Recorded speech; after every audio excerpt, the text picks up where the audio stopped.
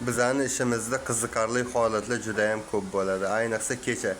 Shu YouTube ga qo'yayotgan videolarimdan reklamamni ko'rib bitta ayol kelibdilar-da. Soat kechqurun yarim kechasi 1:30. Menga juda ham zaril ukladga kerak.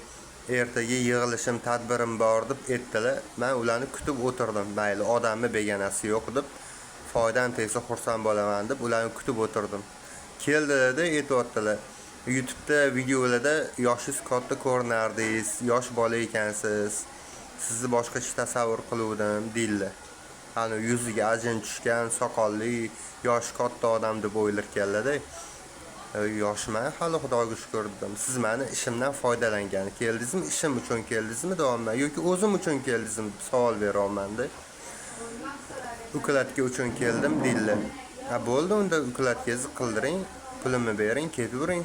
Men sizni shuncha kutib o'tirdim dedim. Muomalangiz yoqmadi deb ketib qoldilar. Men chiroyli muomala qilmanda, odamlar juda qiziq. Odamlarga issiq ham yoqmaydi, sovuq ham yoqmaydi. Tavaqim. Menimcha kimdir itarib qo'yishini poylab kelganlar shekilli.